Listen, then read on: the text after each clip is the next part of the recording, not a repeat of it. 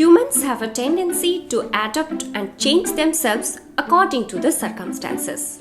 This can be explained by the process of evolution or something as simple as writing a story. Hey there, I am Nivedita Kauri, a final year MBBS student at Bankura Sammilani Medical College, West Bengal.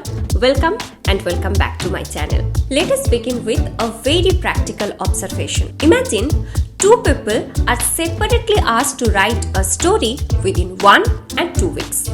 The second person will take more time than the first person to write the same story. It is not because there is huge difference in writing quality or creativity.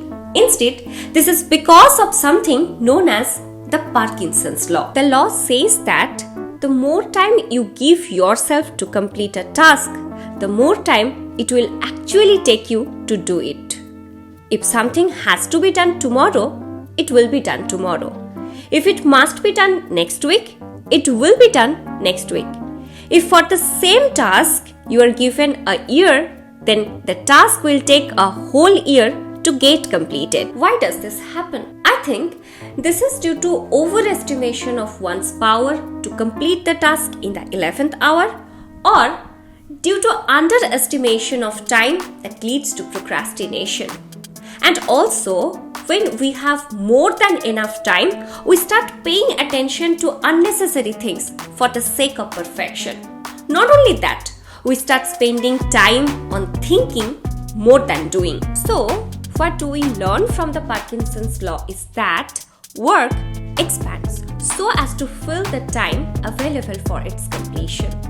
This is applicable in various aspects of life, and studying is not an exception to this. When you are given significantly less time for completion, you start cramming, and this results in keeping the information in your short-term memory instead of long-term.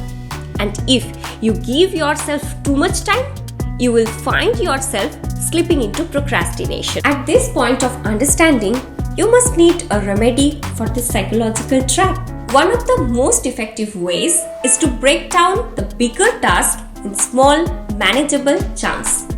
Additionally, it is important to set deadlines for the bigger task and each small task as well.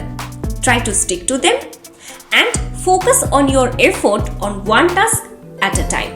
By doing this, you are likely to complete your task within the time you have. Researchers have shown that when you are given reasonable amount of time to complete a task, you commit the task much better and also efficiently.